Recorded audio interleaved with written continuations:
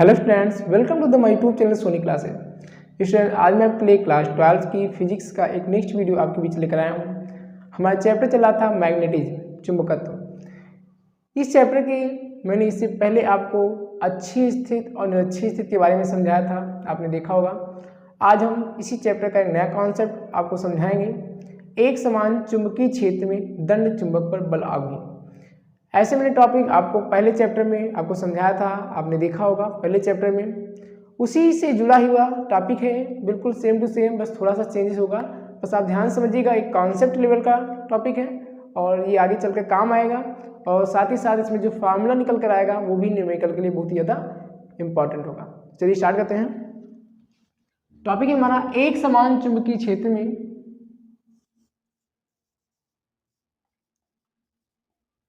एक समान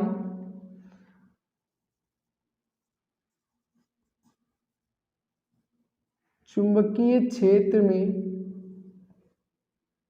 दंड चुंबक पर बल आघूर्ण।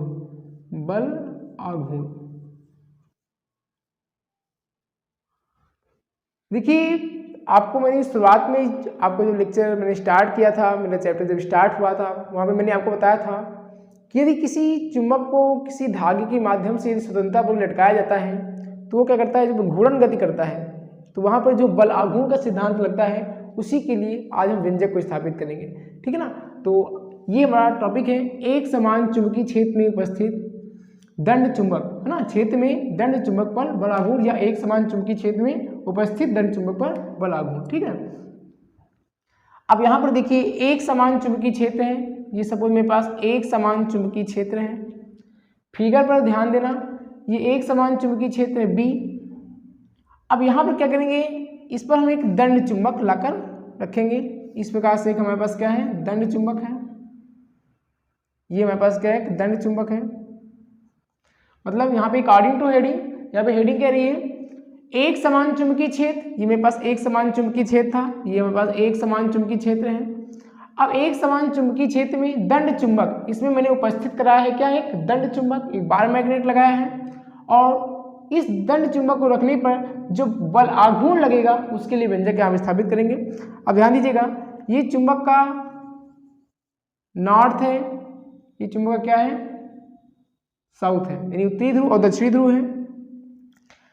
अब यहाँ पर देखिए, दो बल कार्य करेंगे। मतलब ये चुंबक रखा हुआ है, दंड चुंबक इस टाइम जिस पोजीशन में है, इस पोजीशन के हिसाब से देखें तो एक बल नीचे की ओर लगेगा और एक बल हमारा ऊपर की ओर कार्य करेगा।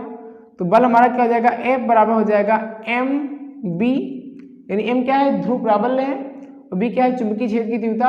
और यहाँ पर भी एक बल लगेगा एम बी, जो इस दंड चुंबक को क्या रहेगा, संतुलन की स्थिति में रखेगा, यानी दोनों को संतुलन की स्थिति में रखने का कार्य करेगा। अब यहाँ पर क्या करेंगे, इस पर एक लंब यदि हम खींच दें, एक लंब खींच दें इस प्रकार से, ये मैंने एक लंब खींचा हुआ है। अब ये N है, ये S है, इसको मैंने हम P मान लिया, ये हमारा क्या है, P बिंदु है, ये हमारे पास P है। अब यहाँ पर इसको यदि हम आगे बढ़ाएं तो ये जो हमारा चुंबकीय क्षेत्र है वो दंड चुंबक के साथ ये थीटा कोण बनाएगा। तो एकांतर कोण के नियम से ये भी क्या होगा, थीटा होगा।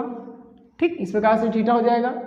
अब यहाँ पर सबसे पहले ध्यान देना है, यहाँ पर हम बल आघूर्ण निकालेंगे तो बल आघूर्ण को हम टाउ से लिखते हैं। तो यहाँ पे हो जाएगा बल आघूर्ण टाउ बराबर हो जाएगा इन दोनों में से कोई एक बल, यानी F गुणे लंबवत दूरी। यहाँ पे लंबवत दूरी क्या है, NP है, तो लंबवत दूरी क्या हो जाएगी, NP। अब यहाँ पे हम निकालेंगे एक, यहाँ पे जो देखिए यहाँ पे त्रिभुज बन रहा है, एक समकोण त्रिभुज है SPN, एक समकोण त्रिभुज है। तो त्रिभुज SPN में यहाँ पे हम निकालेंगे साइन एंगल क्या है, थीटा, तो साइन थीटा। और आपने लाल बटे कक्का से पढ़ा है, साइन थीटा इक्वल टू क्या होता है, लंब बटे कर्ण होता है साइन थीटा से। तो देखिए कोण की सामने भुजा क्या हो जाएगी, लंब है हमारा NP, तो जाएगा NP। और हमारा कर्ण है, ये हमारे पास क्या है, कर्ण है, और इसकी जो प्रभावकारी लंबाई है दंड चुंबक की वो क्या है, 2L है। इसकी प्रभावकारी लंबाई क्या है, 2l है, तो इसका कर्ण क्या हो जाएगा 2l हो जाएगा 2l। अब यहाँ से NP का मान निकालें तो ये बटे में इधर आएगा गुणे में, तो that imply NP equal to क्या हो जाएगा 2l sine theta, 2l sine theta.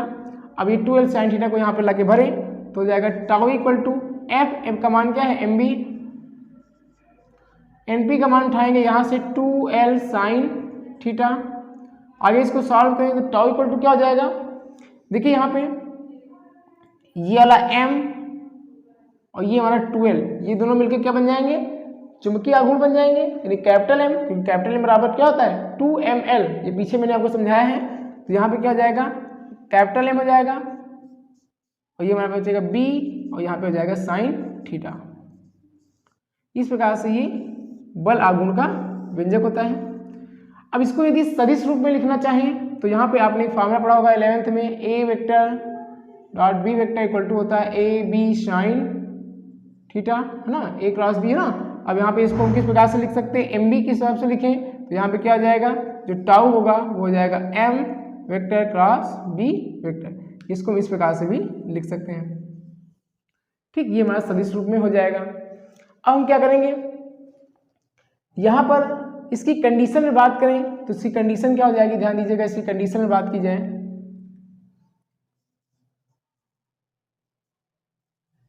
तो इसकी कंडीशन क्या हो जाएगी, ये हमारा जो चुंबकीय क्षेत्र है, ध्यान देना, और ये हमारे पास क्या है दंड चुंबक, इस प्रकार से क्या है दंड चुंबक रखा हुआ है। अब यदि क्या करें, इस दंड चुंबक को ऐसे घुमा के चुंबकीय क्षेत्र की समांतर रखें, मतलब दंड चुंबक को, इसकी पहली कंडीशन क्या है, यदि दंड चुंबक को चुंबकीय क्षेत्र की समांतर रखा जाए तो थीटा इक्वल टू क्या हो जाता है 0 हो जाता है। समांतर रखने की घटना में थीटा क्या होता है 0 होता है, तो यहाँ पे हो जाएगा थीटा इक्वल टू 0। अब यहाँ पे फॉर्मूला में पुट करें तो टाउ इक्वल टू हो जाएगा MB, अब यहाँ पे हो जाएगा साइन थीटा के सामने रखेंगे 0, तो टाउ इक्वल टू हो जाएगा MB और साइन 0 का मान 0 और टाउ इक्वल टू क्या हो जाएगा 0, और ये टाउ का सबसे मिनिमम मान होता है, एक मतलब न्यूनतम मान होता है। ठीक, तो इसकी पहली घटना हो जाएगी। और दूसरी कंडीशन में बात करें तो ये हमारे पास जो चुंबकीय क्षेत्र है इस प्रकार से, और दंड चुंबक ऐसे रखा हुआ है। अब इसको क्या करें, इसके लंबवत रख दें, मतलब इस चुंबकीय क्षेत्र के लंबवत रखें ऐसा, तो थीटा इक्वल टू क्या हो जाएगा 90 डिग्री हो जाएगा।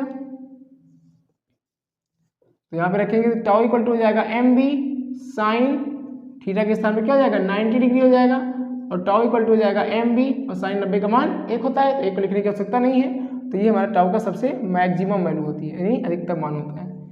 इस प्रकार से इस वीडियो में मैंने आपको एक समान चुंबकीय क्षेत्र के बल आघूर्ण के कॉन्सेप्ट को क्लियर किया। ठीक, यहाँ पे ये फार्मूला है, इसको आपको लर्न रखना है। उसके बाद ये आपका कंडीशन है, इस कंडीशन को आप तैयार रखना है, न्यूमेरिकल के लिए काम आता है और ऑब्जेक्टिव के लिए पूछा जाता है। ठीक, तो इस वीडियो में मैंने आपको एक समान चुंबकीय क्षेत्र में मैंने दंड चुंबक पर बल आघूर्ण के कॉन्सेप्ट को क्लियर किया। आपको वीडियो समझ में आ गई होगी। ठीक, इस वीडियो में मैं आपको सिर्फ इतना ही समझाऊंगा। इसके नेक्स्ट वीडियो में मैं इसी से जुड़ा एक टॉपिक लेकर आऊँगा, जो कि दंड चुंबक को घुमाने में किया गया कार्य, जो मैंने इसको समांतर किया है और लंबवत किया है, तो मैंने जो कार्य किया है, मतलब इसको ऐसे घुमाऊंगा तो जो मैं कार्य करना पड़ेगा उस कार्य के लिए हम व्यंजक को स्थापित करेंगे। ठीक, तो इस वीडियो में मैंने आपको जो टॉपिक समझाया इसको तैयार करना, क्योंकि इससे जुड़ा हुआ टॉपिक नेक्स्ट होगा, इसलिए इसको तैयार करना आपके लिए बहुत ही जरूरी है। फिर मिलेंगे आपसे नेक्स्ट वीडियो में एक ऐसे जुड़े हुए टॉपिक के साथ, ऐसे इंटरेस्टिंग टॉपिक के साथ, तो आप लगातार इसको समझते रहें। फिर मिलते हैं नेक्स्ट वीडियो में नए टॉपिक के साथ। Thank you.